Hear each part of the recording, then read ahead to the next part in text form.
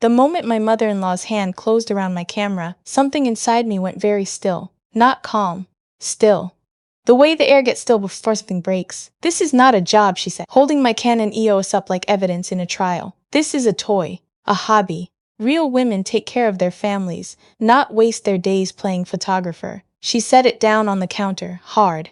The lens cap cracked. I heard it. She heard it. She didn't look sorry. My name is Serena. I'm 29, and I've been a wedding and portrait photographer for 6 years. I own my equipment, my client list, my calendar, and my LLC. I file quarterly taxes. I carry liability insurance. I have a waiting list that runs 4 months out. None of that mattered to my mother-in-law. None of it ever had. Let me back up, because the lens cap is where it ended, not where it started. It started the day my husband, Evan, told me his mother needed to stay with us for a few months. His parents had sold their house in Phoenix and were waiting on a new build in Scottsdale. His dad had a knee replacement scheduled. They needed somewhere to land. A few months. I said yes because I love Evan, and I believed him when he said it would be temporary. I said yes because his dad, honestly, is one of the kindest men I've ever met. He brought me wildflowers from their garden when we visited, always asked about my work, remembered the names of my clients like they were people he cared about too. What I didn't fully account for was his mother. Her name is Rosalind. She's 63 years old, she's never worked a day outside the home, and she has very specific opinions about how other women should live. She raised Evan to believe a good wife cooks dinner before her husband gets home, keeps the house spotless, and doesn't need a career because a career is a sign that a woman doesn't trust her husband to provide. Those were her actual words. 3 weeks after she moved in, over my kitchen table. While I was editing photos on my laptop, I laughed honestly, because I thought she was joking. She wasn't joking. The first few weeks I gave her grace. She was in a new space, her routine was disrupted, and she was worried about her husband's surgery. I got it. I'm not a monster. I kept my office door closed during the day so my calls didn't bother her. I made extra portions at dinner. I smiled at the comments about my little pictures, and let them slide off me like water. But Rosalind doesn't do grace, she does expansion. You give her an inch and she redraws the property line. By week 6, she had rearranged my kitchen cabinets without asking. By week 8, she was telling Evan that I left the house a mess, when what she meant was that I'd left my laptop bag on the dining chair and a coffee mug in the sink. By week 10, she was scheduling her grocery lists around the assumption that I would drive her, because, and I am not making this up, you're home all day anyway. I tried talking to Evan. He'd squeeze my hand and say, she means well. He'd say she's from a different generation. He'd say just give it a little more time. Time. Always more time. What I didn't say to Evan, not yet, was that the few months had stretched past the original timeline. The Scottsdale build was delayed. 6 months in, I was still sharing my home, my kitchen, my schedule, and my sanity with a woman who introduced me to her church friends as Evan's wife, the one who takes pictures. Not my name, not my profession, just an appendage. I am not an appendage. I had a shoot on a Thursday morning. A newborn session. A couple in their mid-30s who had tried for 4 years and finally had their daughter. The kind of session I take seriously. I'd prepped my bags the night before. 2 camera bodies, 3 lenses, my ring light, my reflectors, a basket of props. Everything laid out in the living room so I could load my car efficiently in the morning. Rosalind walked through the living room at 7 a.m. and stepped over my equipment like it was clutter. Can you move this before Evan gets up, she said. He'll trip. I'm loading it into my car in 10 minutes, I said. It looks like a yard sale in here. I breathed, I counted. I loaded my car. The session was beautiful. The baby slept through the whole thing, which never happens. And the mother cried when I showed her the preview shots on my camera screen right there in the nursery. One of those moments that reminds you why you do the work. I came home energized. I made a pot of coffee, opened my laptop at the kitchen table, and started culling through the raw files. Rosalind appeared in the doorway. It's 2 o'clock, she said. I know. You've been gone since 8. I had a shoot. She made a sound in the back of her throat. A little dismissive exhale I'd come to know very well. You should be starting dinner. Evan will be home by 6. I have 4 hours. That's not how you build a home, Serena. She came further into the kitchen. You act like a tenant here. Evan works a full day and he comes home to... What? You on your computer? I also work a full day, I said. My voice was steady. I was proud of that. Taking pictures of babies is not work. I looked at her. She held my gaze without a flinch. Rosalind, I said carefully, I made $60,000 last year. I paid the property taxes on this house. I funded the addition we built in the backyard. My work is not a hobby. Something flickered across her face. Not respect. More like recalculation. She left the kitchen without responding. I thought maybe that was it, that she'd finally heard it. I was wrong. 2 weeks later, my camera was in her hand. I'd been on a client call in my office, a consultation with a bride who wanted to book a full-day package for her October wedding. We were 40 minutes in, going over the timeline, the ceremony venue, the shot list, when I heard Rosalind moving around in the kitchen. I heard her come down the hall. I heard my office door open. I kept my eyes on my screen. Rosalind, I'm on a call. She didn't leave. She stood in the doorway for a moment, then walked to my desk and picked up my Canon like it was something she was considering at a garage sale. Turned it over. Set it down hard enough to rattle the lens. I held up one finger at her and said to my client, I'm so sorry, can you give me just 1 second? I muted myself and turned to her. Please don't touch my equipment, I'm working. You're on the phone, that's what working looks like sometimes. She crossed her arms. Meanwhile, the dishwasher hasn't been run, there's laundry in the dryer from yesterday, and you have not cooked a single meal this week that didn't come out of a delivery bag, Rosalind.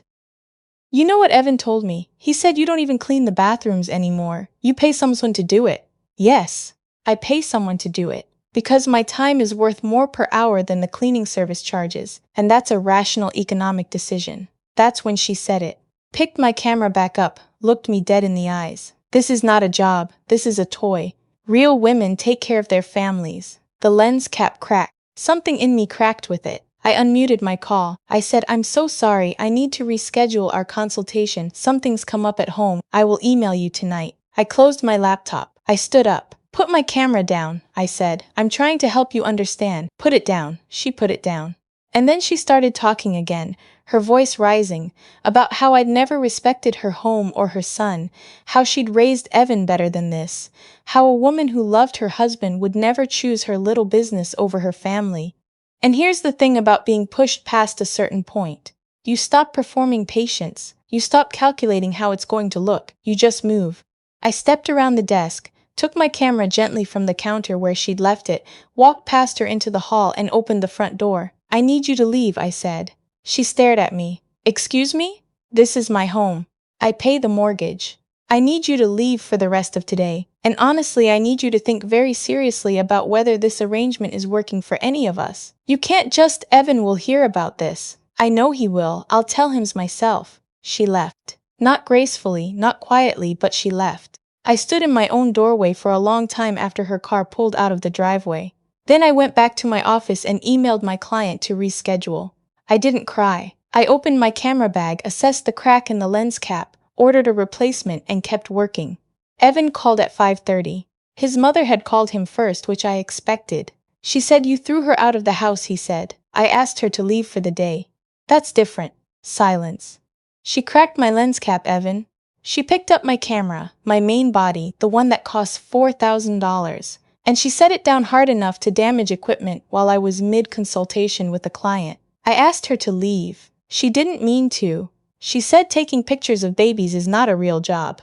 She said it while holding the camera that paid for the addition on our house. More silence. I need you to come home, I said. We need to talk. Not about what happened today, about all of it. About what this situation is doing to our marriage, and about what the actual timeline is for your parents finding their own place. He said he'd be home by 6. He was. He walked in, sat across from me at the kitchen table, and for the first time in months he actually looked at me. Not through me. At me. She's not going to change, I said, and I'm not going to keep justifying my career to someone who lives in my house. She's my mother. I know, and I've respected that. For almost 9 months, Evan, I have respected it. But there's a line between respecting your relationship with your mother and watching someone disrespect me in our own home while you tell me to just ignore it. He sat with that for a while. The Scottsdale house won't be done until February, he said. February is 4 months away. I know, so what do we do? He ran his hands over his face. He's a good man. That's what makes this so complicated. He is genuinely a good man who was raised to never say no to his mother. And those two things do not always coexist peacefully. I'll talk to her, he said. You've said that before. I know, this time I mean it differently. I want to tell you that the conversation between Evan and his mother fixed everything. I want to tell you it was clean and simple and everyone walked away with clarity. That is not what happened. What happened is that Rosalind cried. And when she cried, Evan softened. And when Evan softened, she said that I had never made her feel welcome, that I had always been cold to her, that she had tried so hard to be part of this family, and I had kept her at arm's length from the beginning. Evan came to me that night and asked if maybe there was some truth to what she said, if maybe I could try harder to include her. I didn't yell. I thought about yelling. Instead, I opened my phone and showed him our family group chat. 9 months of messages where I'd invited her to come with me to the farmer's market, to my friend's holiday party, to my sister's birthday lunch. I showed him the photo albums on my phone where she was in the pictures because I had made the effort. Then I showed him my camera bag with the cracked lens cap. Then I opened my laptop and pulled up my business account. I turned it toward him the way you turn a mirror toward someone who hasn't looked at themselves in a while. He looked at the numbers for a long time. Net revenue, last 12 months. Not a hobby, not a toy, a business. He didn't say anything right away. That told me a lot. What happened next, I didn't plan, but I'm not going to pretend I wasn't ready. I photograph events for a living. I understand coverage. I understand documentation. 3 days after the camera incident, I installed a home security camera in the upstairs hallway. The kind that records audio and video, not because I was building a case, because I'd had 2 pairs of expensive earrings goes missing and I'd been trying not to assume the worst. I assumed the worst. Within a week, I had footage of Rosalind going through my desk drawer in my office. The desk where I keep client contracts, invoices, and a folder with my LLC paperwork. She stood there for a solid 4 minutes going through my files. I don't know what she was looking for. I don't know what she thought she'd find. What I do know is that when I sat down with Evan that Friday evening and played him the footage, his face did something I hadn't seen it do in a long time. He went pale. That's my office, Evan. Those are legal documents. My client contracts. He watched it twice. Didn't say anything. I need her out of this house, I said. I'm not saying it to hurt you. I'm not saying it because I don't understand that she's your mother. I'm saying it because what I just showed you is a violation, and if the situation were reversed, if my mother had done that to you, you would be saying the same thing. He knew I was right. I could see him knowing it. He called his parents into the living room that night. His dad sat in the armchair, and Evan played the footage on the TV. His dad said nothing for a moment. Then he looked at Rosalind. What were you doing? She said she'd been looking for a pen. His dad is a quiet man, but he has a way of getting very still when he's serious. He looked at her the way you look at someone you love and are deeply disappointed by at the same time. That's not your space, he said. That's not our house. It was 4 words. It hit harder than anything I could have said. Rosalind didn't go quietly. I want to be honest about that. She went the way certain people go when they've been caught, not with accountability but with escalation. She told Evan I had trapped her, surveilled her, violated her privacy in her own home. Evan said, "It's not your home, Mom." I hadn't coached him to say that. He said it on his own. And I felt something loosen in my chest that I hadn't even realized was tight. They found an extended stay hotel nearby while the Scottsdale build was completed. His dad was gracious about it. He hugged me before he left and said quietly, "I'm sorry. She doesn't always know when to stop." "I know," I said. "I'm glad you're here. I'll miss you." And I meant that. His dad I will genuinely miss. Rosalind walked out without looking at me. The weeks after they left were strange. The house felt enormous. I'd grown so accustomed to navigating around her presence, lowering my voice on calls, rushing dinner, bracing for comments, that I had to relearn how to just exist in my own home. I booked 3 new clients the month after she left, not because I suddenly had more talent, because I had space to breathe. My response time to inquiries went from 2 days to 2 hours. I revamped my website. I raised my rates. Something I'd been putting off because I somehow felt I needed to justify what I was charging, when I couldn't even get the woman in my living room to believe this was a real job. That's the quiet damage of that kind of dismissal. It gets under your skin without your permission. You start second-guessing the value of your own work because someone close to you, someone with constant access and a loud voice, keeps telling you it's not real. My work is real. The people who cry when I show them their gallery, who book me 3 years in advance, who send me Christmas cards with their kids that I photographed as newborns. They know it's real. I knew it before Rosalind arrived. I just had to find my way back to knowing it. Evan and I had a long season of honest conversations after that. Not easy ones, he apologized. Not in a vague cover-all bases way, but specifically, for the night he came home and asked if maybe I could try harder. For the months of just ignore her that taught me that my discomfort was less important than his avoidance. For the way he'd watched her undermine my work for nearly a year and called it generational difference instead of calling it what it was. I told him about the ways I'd gone quiet in my own marriage. About the dinners I'd rushed through so there'd be no comment about the time. The calls I'd taken in my car in the driveway because I didn't want to hear the exhale from the hallway.